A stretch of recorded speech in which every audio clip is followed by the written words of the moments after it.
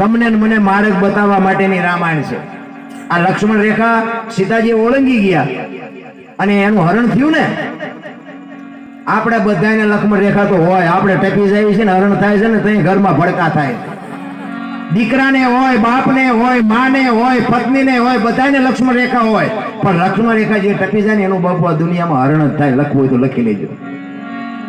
આ સીતાજીએ તમને મને શાન કરી છે, પણ આપણે નકરી વાતું સીતાજીને કહ્યું. સીતાજી નો ટેપ્યો તો હારું હતું, રાવણ લઈ ગયો. નો ટેપ્યો તો આ તમને કહે છે. સીતાજીને કાંઈ નહોતું થયું. અને સીતાજીને તો લંકામાં જવાનું જ હતું, એનો તમને દાખલો હતો. શિવ ભોળાનાથ ને પાર્વતી બે જયારે હિમાલયમાં હતા ને ત્યારે પાર્વતી માં વિષ્ણુ ભગવાન ને અહીંયા બેઠવા ગયા અને વિષ્ણુ ભગવાને સરસ મજાના મકાન બનાવેલા. એટલે પાર્વતી માં અહીંયા બેઠવા ગયા ને એટલે લક્ષ્મીજી કહે છે, કારણ કે બૈરાનો સ્વભાવ છે, ઘરમાં એક સારું લુગડું લઈ આવ્યો હોય તો બાજુ વાળાને બધા ભેગા કરી કેમ દેખાડે. આ જો હમણાં લઈ આવ્યો, આ જો હમણાં લઈ આવ્યો, મોટો સિંહ માર્યો તમે. એટલે લક્ષ્મીજી છે ને બધું બતાવવા માંડ્યા. એ કે જો અમે કેવું સુંદર મજાનું મકાન બનાવ્યું, અહીંયા અમારે બેહવાનું, અહીંયા અમારે હુવાનું, અહીંયા અમારે જમવાનું, ના સીડી, ના સંડાસ, ને બાથરૂમ, ને ફલાણું ઢીકડું બધું. એ તો પછી તલે તલ ને મગે મગ દેખાડે. અને કે તમારે કેવા છોકરા મોટા થયા કઈક મકાન બકાન બનાવો. પાર્વતી કે હા, એ તો કે અમને યાદ જ નથી આવતું. ઘરે આવીને ભોળાનાથ ને કીધું, એ કે આપણે મકાન બકાન જ બનાવવા. ભોળાનાથ ને એમ દેખો આને આખી જિંદગી મકાન નું નામ લીધું, આને કોને આવું પોપ માર્યા. એ કે મકાન બનાવવા છે કે પણ હવે આપણા ગણપતિ કાર્તિક ને મોટા થઈ ગયા નથી, હવે મકાન તો જોવે નહીં. તો કે કામ કરો કે મકાન બનાવ્યું, પણ કે આપણી પાસે પૈસા, ભોળાનાથ ને લુગડા જ નહોતા, પૈસા ત્યાં જોડે ખીસું જ નહોતું. એ કે એક કામ કરો, ભભૂતિ તમને આપું, એ ભભૂતિ લઈ અને વિષ્ણુ ભગવાન પાસે જાઓ અને એમને કહો કે આ ભભૂતિની બારોબાર મને હોનું આપે. એ હોનું લઈને આપણે વેચીને મકાન બનાવ્યું. એટલે પાર્વતી એ ભભૂતિ લઈને એ કે આપણે આટલી ભભૂતિ તો પણ એટલું તો લઈ આવો, પછી કંઈક ખૂટશે, પછી કંઈક કરશું. એ ભભૂતિ લઈ અને પાર્વતીમાં વિષ્ણુ ભગવાન પાસે ગયા અને કીધું કે આના બરોબર અમને હોનું આપો, અમારે મકાન બનાવવા છે. એ ત્રાજવામાં મૂકીને હોનું જોખવા મને ભોળાનાથની આપેલી ભભૂતિ ઊંચી થાય. ઓલા તો હોનાના ઢગલે ઢગલા મીઠા કરવા હોય, સાબડું ઊંચું જ નહોતું થતું, ગાડા ભરી ભરીને જવા માંડ્યું હોનું. હવે આ બધા ઢગલે ઢગલા થયા ને પછી ભોળાનાથ ને એમ કે આટલું બધું હોનું છે, હવે આમાં ઈટું પાણા ના બધી હું મગજમારી કરી કે હોનાનું જ બનાવાય ને. એ હોનાનું મકાન બનાવ્યું અને મકાન બનાવીને પછી મકાનની વાસ્તુ પૂજન માટે તેથી સારામાં સારો ને વિદ્વાનમાં વિદ્વાન બ્રાહ્મણ રાવણ, 4 વેદનો અનુભવ્યો. રાવણને તમે જે ગણતા, હું તો રાવણને પહેલો પગ્યા લાગુ છું કે આવડો આ રાવણ જો ન હોત ને તો આવડો મોટો ગ્રંથ જ આપણી પાસે ન હોત. રાવણ જેવો પવિત્ર બ્રાહ્મણ હજી આ દુનિયામાં પેદા નથી થયો. આ રાવણે છે ને આખા કુટુંબનો બાપુ ઉદ્ધાર કરી દીધો અને રામને લંકા સુધી ધક્કો કરાયો, જેવો તેવો નહોતો. 14 ચોકડીનો આ ધરતી ઉપર રાજ કર્યું છે રાવણે. સતયુગ, દ્વાપર, ત્રેતા ને કળિયુગ 4 યુગની એક ચોકડી, 14 ચોકું ને 56 યુગ સુધી રાવણ આ ધરતી ઉપર રહ્યો છે એવું મહાપુરુષો કહે છે. કેટલું તપોબળ છે એનું. એ રાવણ ને બોલાયો હોય વાસ્તુ પૂજન માટે, વાસ્તુ પૂજન કર્યું. પછી ભોળાનાથ પાર્વતીને પૂછવા ગયા. જો આ ઘરે છે ને પૂછીને કામ કરવું અને ડખા ન થાય. ભોળાનાથે પાર્વતીને કીધું એ કે આ બ્રાહ્મણ ને આપણે શું દક્ષિણામાં આપશું? એ કે તમારે જે દેવું હોય દેવો, કે પણ એને રાજી કરી દો. કારણ કે હવે આપણે પ્લાસ્ટરના ઠેકાણા હોય, કોકને સારું મકાન, હોનાનું મકાન હોય, એ બૈરું હરખાય કેટલું. એ કે એને જેટલું દેવું એટલે દો, એનું મન રાજી કરી દો, જે માગે એ આપો. એ કે જો જે માગે એ આપીશું, પછી તું વાંયથી મારી દેખાડો ન કરતી. એ કે ના, એને રાજી કરી દો, જે માગે એ આપો. એટલે ભોળાનાથ આવ્યા, બોલો ભૂદેવ શું આપું? એ કે તમને જે મોજ આવે પ્રભુ આપો. કે ના, આજ તમે તમારા મોઢે માગો ને આજ આપવું છે. કે તો આવું મકાન મારે એક કરવું છે, મને આવું એક મકાન કરાવી દો. તે ભોળાનાથ કે આ મકાન તારું તથાસ્તુ, મળે હાલવા. હવે પાર્વતી પાસે આવ્યા ને તો ભોળાનાથે કીધું કે હાલો કે જીનપા કે મહણિયામાં. એ કે કાંઈ કે રાવણ ને આપી દીધું મકાન. તો કે મેં તમને કેટલી મગજમારી કરી ત્યાં મકાન કરાવી દીધું. એ કે જો દેખાડો કરીને પહેલા મેં તને પૂછ્યું હતું કે ત્યાં કીધું તું કે જે માગે આપજો, એને મકાન માંગ્યું, મેં આપી દીધું, એમાં મારો વાંક કે તારો? એટલે પાર્વતીએ મૂંઝાણા કે હારી મારી પાસે રજા લઈને ગયા હતા ભોળાનાથ. અને પછી બાપુ પાર્વતી રાવણ પાસે જાય છે અને કીધું ભૂદેવ ભૂદેવ તમે મેં માંડ કરીને મકાન બનાવડાયું અને એ મકાન તમે લઈ લીધું ને, કાંઈ વાંધો નહીં, પણ એ મકાન ને જો એક દી ભડકે ન બાળું તો હું શક્તિ નહીં લખું, અહીંયા લખી રાખ્યો. એટલે માં ભગવતી સીતાને અહીંયા જવું પડ્યું. નકર સીતાજીના સંયવરમાં રાવણ હતો, એ ધનુષને બાપુ ચોખા જેટલું રાવણ નથી હલાવી શક્યો અને સીતાજીને આખે આખા ઉપાડી ગયો. શું કામ? પણ એ માને અહીંયા જવાનું હતું, બેટા મારા એ જાવ હળગાવું નહીં ત્યાં મને હક નહીં આવે. એટલે સીતાજી ત્યાં ગયા. નકર સીતાજી સામે ચાર નજર નો. હું તો તમને હોત કહું છું, તમે ચોખ્ખા ને પવિત્ર હોય ને અને કોકની કુદ્રષ્ટિ તમારી ઉપર પડે ને તો તમે હોત બાળીને ભસ્મ કરી દો તાકાત છે, પણ તમે તમારી જાતને ભૂલી ગયા છો. અરે બાપુ સમય તો જુઓ કેવો સમય આવ્યો છે. ઓલા તો કાંઈક મજૂરીઓ કરી અને પેટે પાટા બાંધીને ઘરે લઈ આવતા હતા, છોકરાને ખવડાવે ગળટા ભૂખ્યા હુઈ રહેતા હતા. એવા દી કાઢ્યા છે. અત્યારે ઘરમાં હંસવાર્યું કાઢનારા માણા રાખે. બોલો તો તમને ગુડવાના. આપણે કે 2 માળનું કર્યું 4 માળનું, પણ આના પોતા કોણ કરશે? 100-2 જણા શું મકાનમાં ખડકીને કામ છે? પણ એવું હાલ્યું છે રામ, કઈ કીધાની વાત નથી નારાયણ. એટલા માટે તમને ને મને જો સદગુરુની કંઈક શાન મળી જાય, મા બાપની જો કંઈક કૃપા મળી જાય, ને મા બાપના કંઈક જો આશીર્વાદ મળી જાય તો જ બાપુ અમારા જેવા નહીં સંતો બાપુ કઈ કઈ મરી ગયા નો મગજમાં ઉતર્યું, અમારું શીનું ઉતરે. આ તો ટેમ કાઢું છું. મને તમે બધા માનો છો, મને મારા પ્રત્યે બધાની લાગણી છે, મને બધા સાંભળવા રાજી છો, એ બધી મને ખબર છે. પણ અમારી આખી રાતમાં જો એકને એક શબ્દ નો અડે, અમારી તમારી બેયની કઠણાઈ કઈક એકાદા શબ્દ અડવો જોઈએ. જો કે અડ્યો જ છે. અવારનવાર મને બધા ફોન કરે છે, મને પ્રેમ કરે છે, રામ ટેકરી આવે છે, બધા લાગણી બધાની બતાવે છે. એમાં કોઈ એવી વઢવાની વાત નથી. ભાવ તો છે જ, પણ મારો કહેવાનો મિનિંગ સમય છે ને, સમય બાપુ હારા થપાટ ખવડાવી દે, એટલે સમયની હારે હાલજો. બસ મુદ્દો એ છે. એટલા માટે એક સવારામ બાપાની વાણી, સવારામ બાપા એના ગુરુ મહારાજની વાત કરે છે. તમારો પ્રજાપતિ સમાજ, આ સત્તાધારમાં શામજી બાપા તમારા પ્રજાપતિ. બાપુએ હમણાં બેપા ભગતની વાત કરી. તમે વિચાર તો કરો, એક આમ કેડિયાનો ઘા કરે અને હજારો નળિયાને ઢાંકી દે ને એક સાંટો ન પડે, આનું ભજન કયું? આ પીપળીમાં સવા ભગત બાપુ હજી કાલ સવારની વાત કહેવાય, 50 થી 60 વર્ષ થયા. તમે વિચાર તો કરો કયું ભજન કર્યું એને આજ ધર્મના વાવટા ફરકે છે. અરે જબુમાં અને સવારામ ને બજાણાની બજારમાં બાપુ જેલમાં પૂર્યા અને જબુમાં બાપુ વાણી કરે છે, ખૂટલ રે પોરો ને વધ્યો ખે દુનિયા બતાવે અમને ડારો. બાપા આ નરસિંહનું કામ કર્યું, મીરાનું કામ કર્યું, અને આજ જો આ જેલમાંથી નહીં બારા કઢાવે તો દુનિયા તમારી મારી માથે. તમે વિચાર તો કરો, ઓલી વાણંદની દીકરી અને આ પ્રજાપતિનો દીકરો શું એની માથે દુનિયાએ વિતાડી છે. હે ભક્તિના નામે મારા દીકરા આમ કરે છે ને ફલાણું કરે છે ને ઢોકળું કરે છે. અને એ બાપુ કેવું ભજન કર્યું છે. હળાળ કળિયુગમાં જેલના તાળા તોડ્યા. તમે વિચાર કરો, એ તો અત્યારે બધા વાર થયો કરે છે. જબુમાન સવારામની વાત ન થાય, પણ હક નથી લેવા દીધું બાપુ હતા તેથી.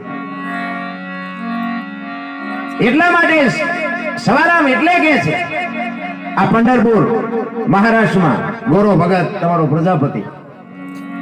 અરે શામજી ભગત રહ્યા ને, શામજી ભગત અમારા ગુરુ મહારાજ વાત કરતા. શામજી ભગત કુંભના મેળામાં કાયમ માટે બાપુ સંત સાધુને હરિયનની ઝૂંપડી નાખે.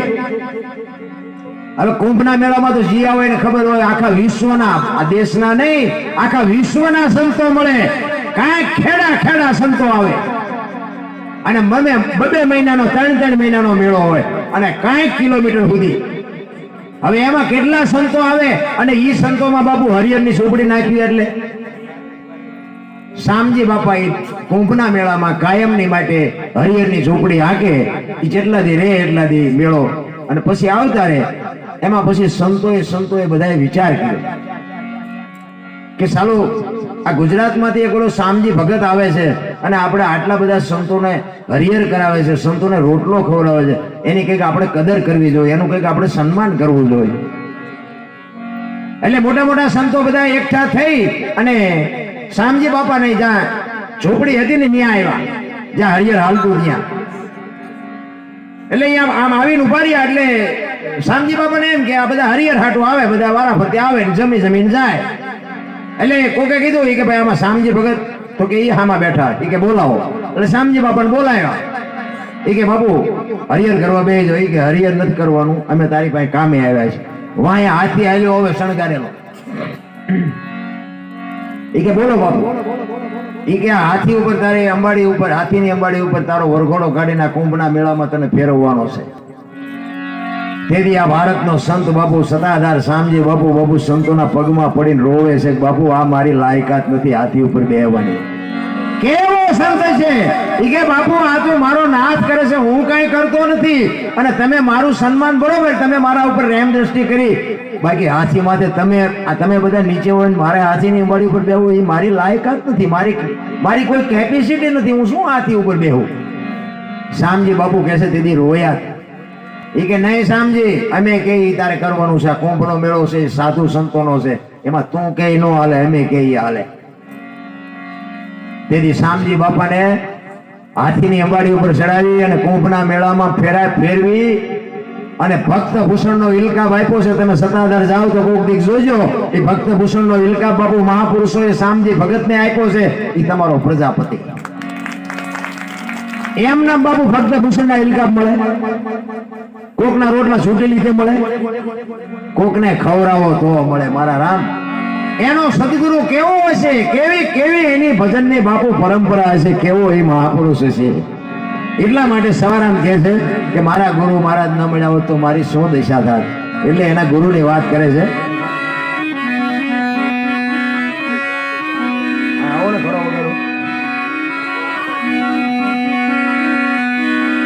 યુગતી કરીને જોવા હાલી મારા સદગુરુ જે બતાવી મને અમર નગર માં યાતમ દેખ્યા, હું તો ભૂલી ગઈ તી દેહનો. ક્યારેક હાથ ઊંચો કરજો એટલે મને એમ થાય બરોબર મોકે જાય છે, એટલું નથી જતું. અમર નગર માં યાતમ. જો બાબુ સંતોની ભાષા છે ને, સંતોની ભાષા સમજવા માટે બાબુ સમય કાઢવો પડે, સંતના શરણે જવું પડે. અમરનગર ક્યાં આવ્યું લ્યો મને બતાવો. આ નોરતા ને સુરતા ને સૂક્ષ્મણા ને ઈંગલા ને પિંગલા ને ત્રિવાણીનો ઘાટ ને બંકના ને આવું ઘણું બધું નથી બોલતા સંતો. અને સે પાછું દેહમાં. હવે આપણને કાંઈ ખબર નથી ક્યાં આવ્યું. જોકે મને નથી ખબર, તમને કદાચ જાણતા હોય સારું કહેવાય, હું તો સારું જાણજો. મને ખબર નથી, પણ મહાપુરુષો કહે છે અમરનગરમાં આતમ દેખ્યા અને ભૂલી ગઈ દેહનું ભાન. આ દેહની દશા મટે ને પછી બાપુ ભજન સમજાય. હું દરબાર ને હું કોળી ને હું ભરવાડ ને હું પ્રજાપતિ ને ત્યાં સુધી ન સમજાય. બધા હોવું ને નાચ ની બાયું ચડાવે, મારી નાખું તોડી નાખું, મારી નાખું, એવું આપણે એમ થાય આ જાય છે ચિંતા. હું તો એમ કઉ છું કે 18 વણમાંથી એક ને બોલાવો અને એક હોળીમાં બેહારો, હોળી દરિયામાં વહેતી મૂકો અને ખીલી જાય એટલું ફાંકું પાડો. એટલે પાણી કાઢવાની મહેનત બધા હરખી જ કરે. શું કામ? બુડે છે. હવે બુડે પછી ભેગી કરી પેલા ભેગા થાવ ને પછી દરબારો એમ ન કે કાઢો ન કે મોરશું હમણાં ભરાઈ જાય પાણી. અમરનગરમાં આ દેહની દશા મટે પછી વાત આપણી ગતગંગાની બાપુ હમણાં વાત કરીને જેસલ તોરલ રૂપાદેવ માલદેવ કતીબ શાહ હુરમભાઈ લાખો લોયણ જેતો ભગત ખીમડીઓ કોટવાર ડાલીભાઈ હાલો હોરો વણવી ઢોંગો નિરલ કુંભો આ બેગ ધરવો ઉગમ દાદા આ બધા ગતના ગોઠી હતા. હોળિયા જુદા હોય જીવ એક હોય ને તો મળદાદો આજે બેઠા થઈ જાય. આ હમણાં બાબુએ પાઠની વાત કરી છે, હુખડીની વાત કરી ને, હુખડી એટલે ચાલુ કરી કારણ કે આપણને હજી નક્કી જ નથી થતું, હુખડી જ રખાય નકર આ દુનિયા કઈ નું કઈ કરે. હા, પહેલા યુગમાં બાપુ પ્રહલાદ હાથી લઈ આવ્યા, હોનાનો પાઠ. બીજા યુગમાં હરિશ્ચંદ્ર ઘોડો લઈ આવ્યા. જો હાથી કરતા ઘોડો ઘટ્યું અને પાઠ હતો રૂપાનો, હોના કરતા રૂપું નીચું ઘટ્યું. ત્રીજા યુગમાં ધર્મરાજાએ કર્યો, ગા લઈ આવ્યા, ઘોડા કરતા ગા ઘટી અને પાઠ કર્યો ત્રાંબાનો, ચાંદી કરતા ત્રાંબુ ઘટ્યું. ચોથા યુગમાં બલિરાજા આવ્યા અને બકરી લાવ્યા, ગા કરતા બકરી ઘટી અને પાઠ કર્યો માટીનો, ત્રાંબા કરતા ઘટ્યું. અને અહીંયાથી બધું હંકેલો કરીને મૂકી દીધું. શું કામ? આપણા કરતા લઠ હતા તેથી કઈ હારા વાઈટ નથી. હજી મહાપુરુષો કહે છે કે હજી બકરી પડી છે. પાછું ખોટું મારો રામ જાણે કેમ બેઠી ન થઈ. એટલે પછી આ પાઠની પરંપરા ચાલુ રાખવા માટે કૃષ્ણ પરમાત્માને આ જન્મ લેવો હતો.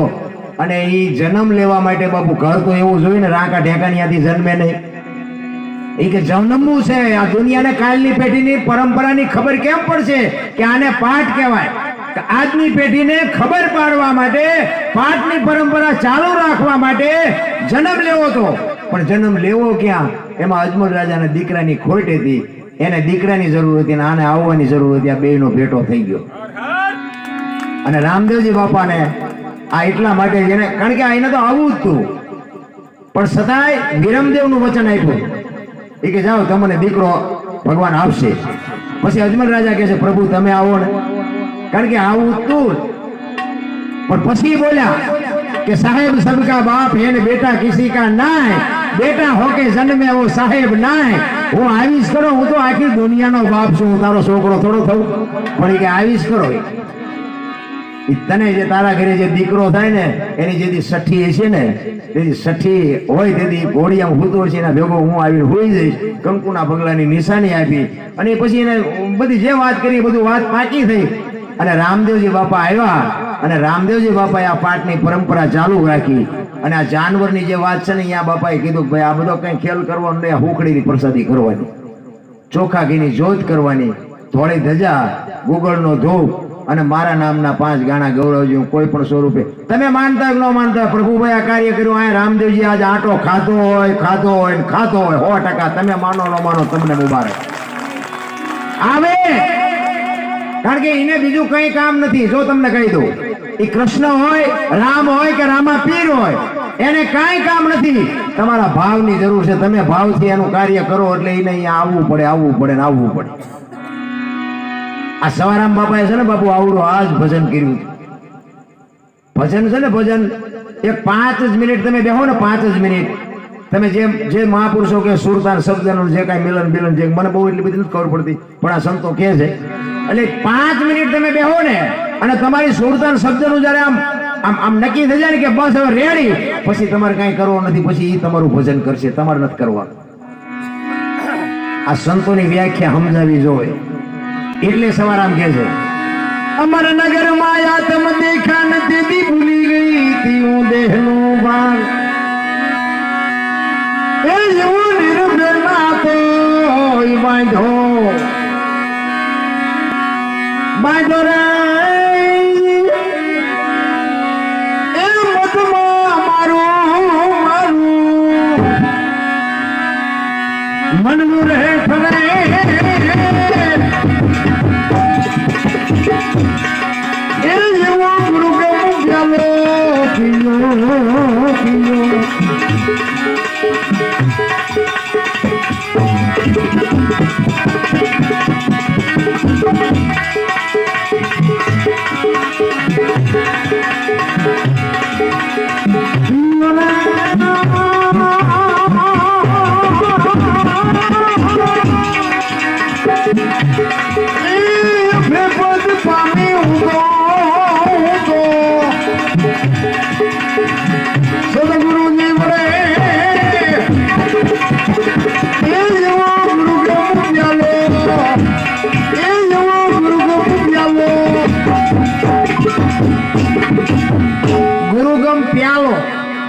પિયાલો એટલે આવડા પાણી ભરી ભરીને આપણે એ પિયાલાની વાત છે.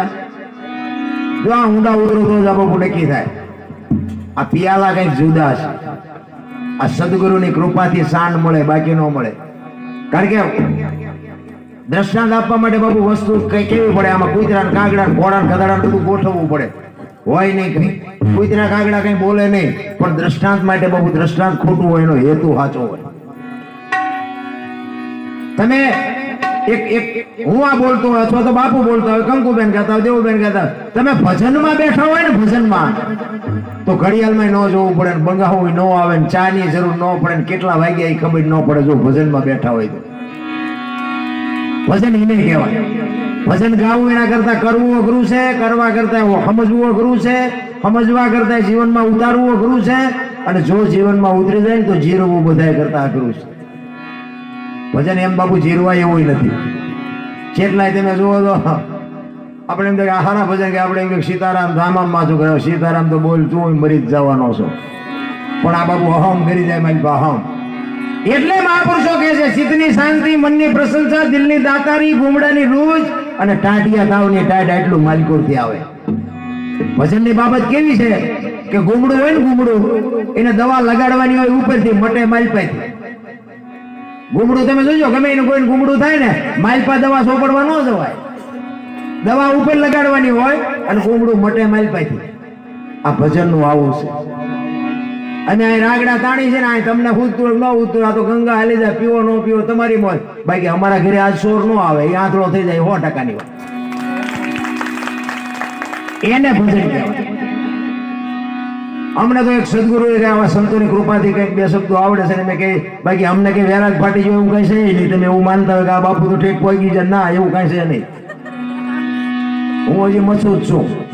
બાકી ગોતવાની આપણી મહેનત છે એમાં ના નહીં. અને મહેનત એવી છે કે હું તમારી સામે ખુલાસો કરીને કહું છું કે આમાં કાંઈક છે, હજી કઈ જડ્યું નથી, અને જડ્યા પછી હું તમને નહીં જડું, આ તમને કઈ ગેરંટી આપું છું. મને જેથી જડી જાય તેથી હું તમને નહીં જડું. ભજન માટે બાબુ આપણી મહેનત છે 100%ની વાત. તમે તો સાંભળો છો એટલે હારા છો, એથી કઈ મને એવું નથી.